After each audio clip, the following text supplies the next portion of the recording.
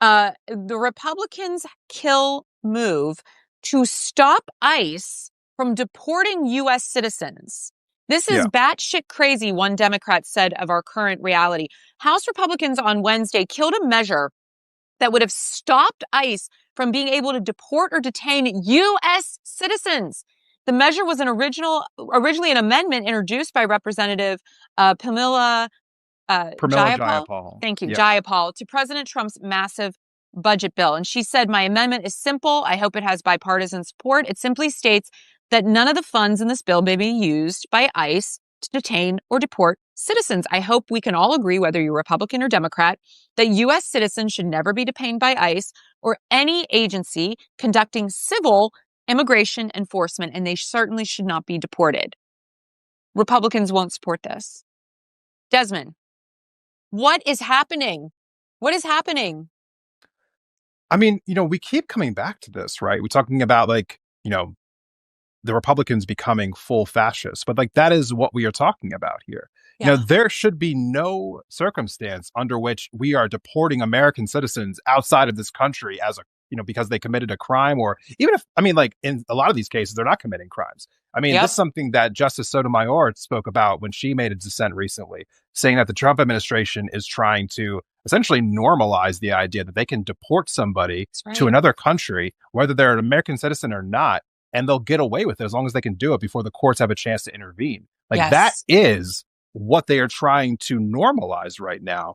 And it's hard to really, I think, reconcile with what that's going to mean for all of us going forward. Because I think to a degree, it almost feels like this isn't actually happening right now. No, this can't be reality. And to a degree, I think it won't really start hitting home until it happens to somebody that you know. But right now, there are people disappearing off the streets. We are seeing also ICE is acting in a way that they really do feel like they are this unchecked, even more so than just normal police. Oh, I know. They seem I know. Like a true, secret police level organization. The Gestapo. Yeah, they are breaking. We saw the police report, the report coming out of Oklahoma a week or so ago, where a woman was had the ICE break into her home, ransack the entire place, terrible. Steal her life savings, throw her out into the street with her child. They wouldn't even let them get dressed. And then afterwards, they were like, "Yeah, things got a little tough today, didn't they?" And then and she asked, "Can we get our stuff back?" And they're like, "Oh, maybe." Maybe. I can't wait for the day for them all to be thrown off their high horse, because it's coming.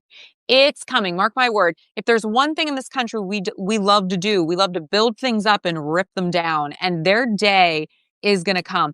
But what scares me about this, and people are commenting, and I'm agreeing with a lot of the sentiment here, is I think this all is a very well thought out plan to create labor camps so that the 1% can continue to strip us of our basic needs and then force us to have to work just to survive. And they want to go back to a feudalist society. And so these camps are going to be places for people that don't agree, that won't fall in line. These are concentration camps. There's a reason you don't do these inside your own nation, right? Out of sight, out of mind. This is exactly out of the playbook with Germany in World War II. They sent people to another place to be in these horrific conditions where many and most of them died. And so for me, this also falls in line with the idea of mass incarceration and imprisoning people for cheap labor so that they're working for corporations for pennies every day.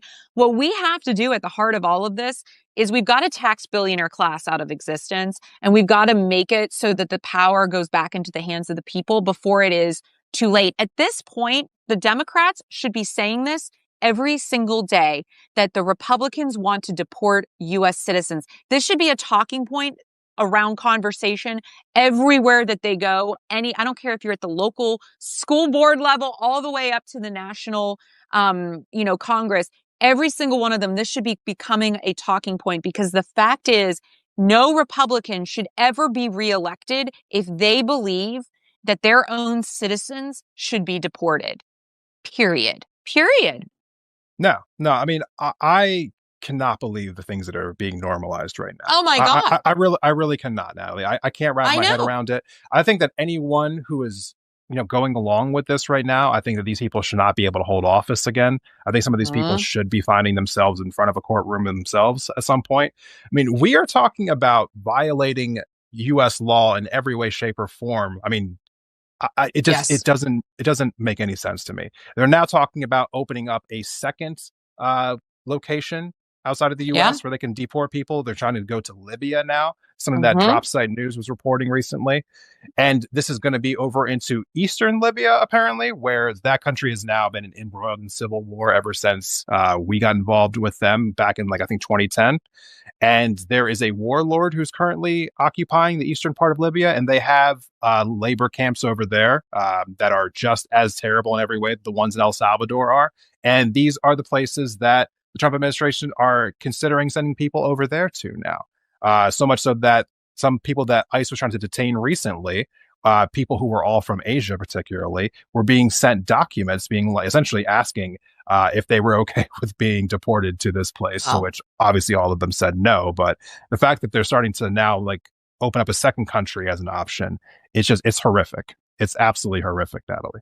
I I feel so depressed about this because, and believe me, I know I come from a very specific lived experience and vantage point when I say this, but Yeah, I come from a family of immigrants where they were able to actually actualize their American dream, right? My family yeah, came from Italy, which I know is its own experience. And yeah, my grandfather fought in World War II against the Nazis. He killed Nazis.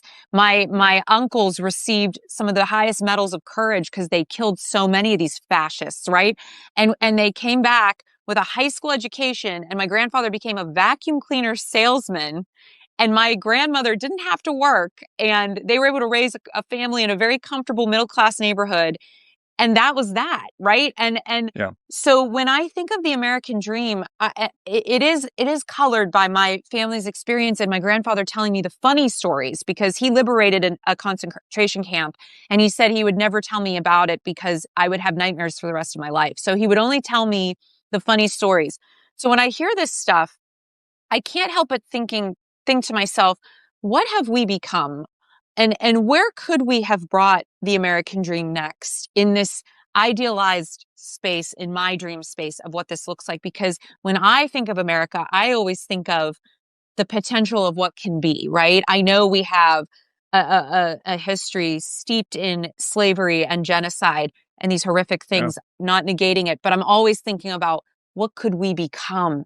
And to see us backslide and become the very thing that a lot of our ancestors fought against, it is so appalling to me and it's so disgusting to me. And it makes me truly ashamed to be an American right now. Like I feel ashamed of the place that we are in collectively, even though I know so many of us don't agree with it or will fight and rise up against it.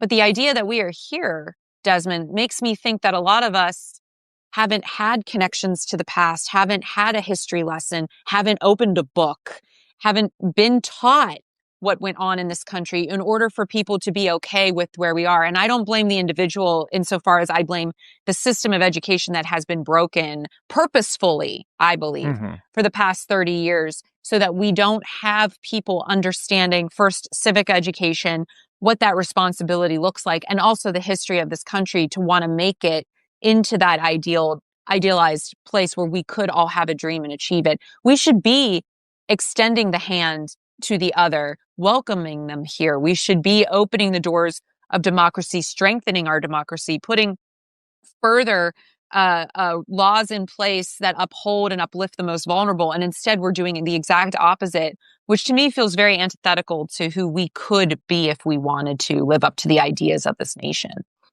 yeah. And unfortunately, we are seeing a continuation of what I find to be illegal activity. I guess maybe whether or not it's legal no longer really matters to the Trump administration, as we Yeah, are seeing right. today that a mayor from Newark Hmm. is being detained by ICE.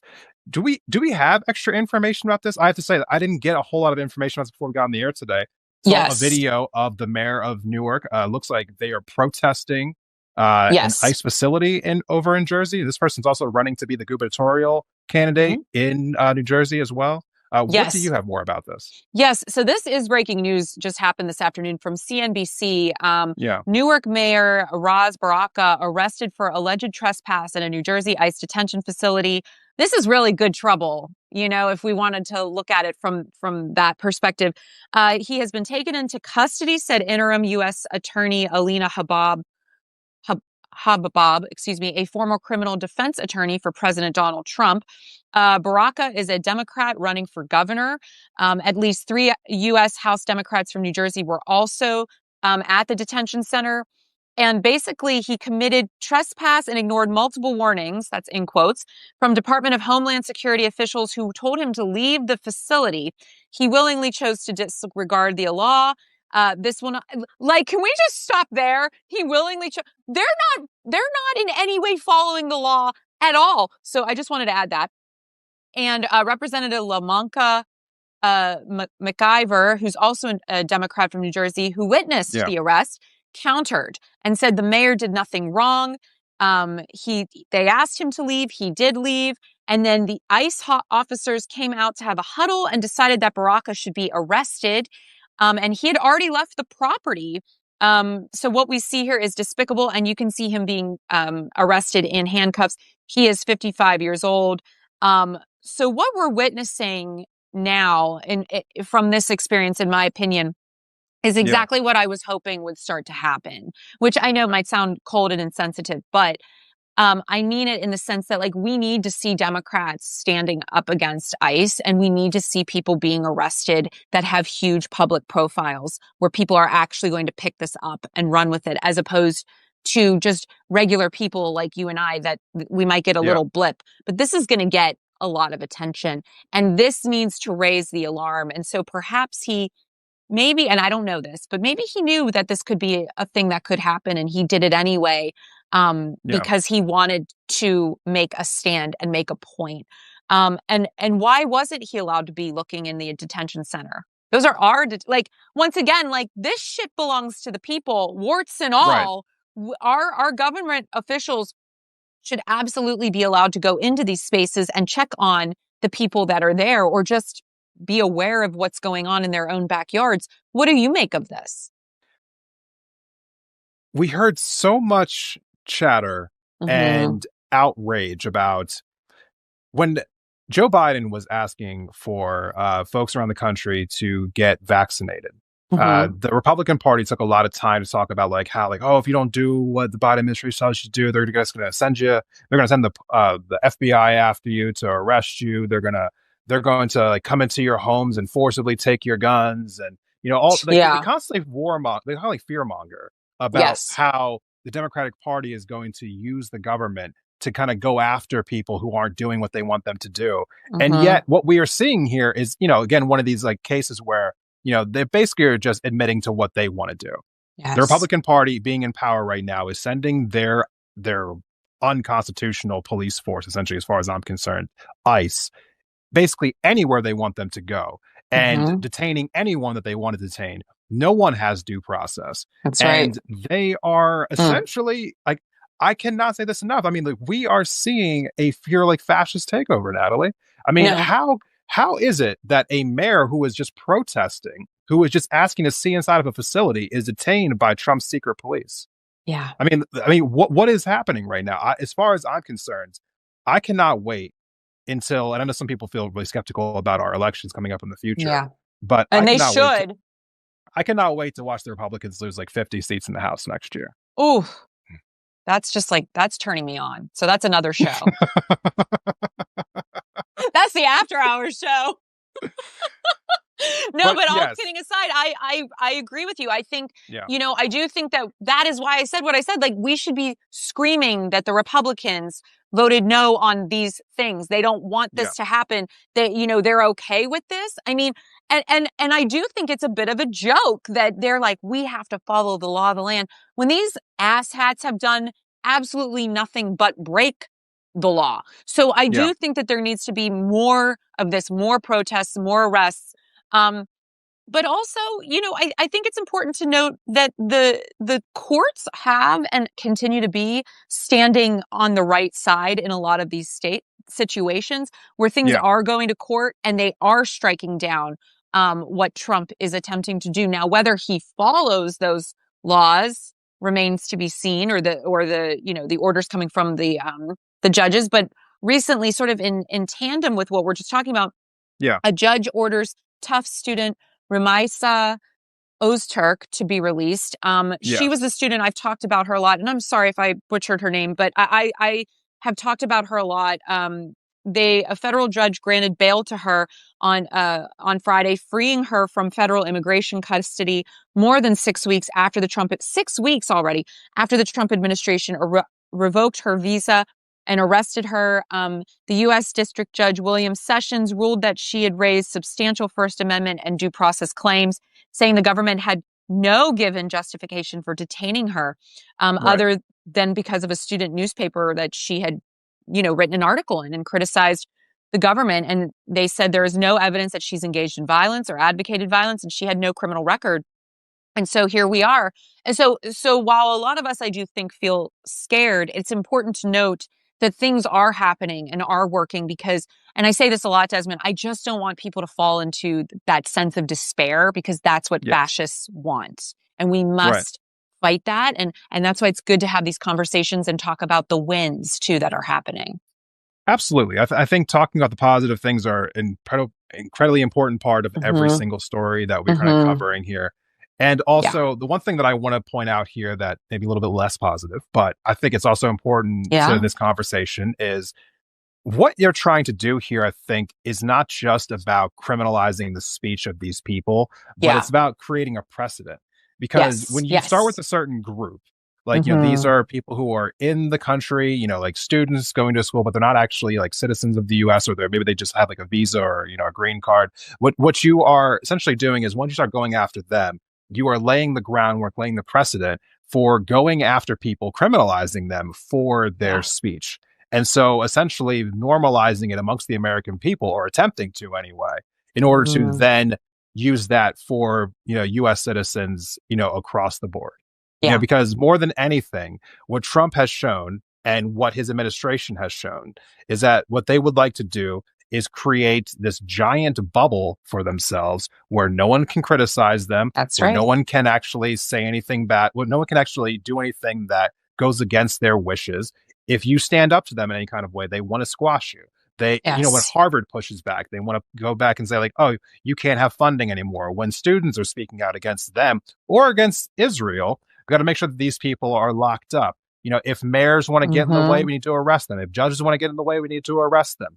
Now, this is a calculated, just attempt to dismantle any kind of adversarial action against the Trump regime. Yes. And I think that if people are silent about it, if people do not speak up against it, then it will continue.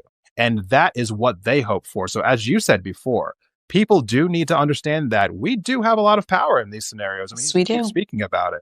I'll say one good thing here. It's a little ancillary, Hmm. kind of on here, but when talking about speaking up, right? Yeah. Saw a report just yesterday that there are many Republicans now who are considering not voting for the upcoming spending bill because they are worried about losing their seats next year in the midterm And elections they should be. because of the potential cuts to Medicaid. And Hmm. also doing it also while giving huge tax breaks to the rich. And they Yeah. just don't know how they're going to be able to spin this to their constituents. And so a lot of them are getting cold feet now. And they're feeling like the Republican leadership is asking them to walk the plank.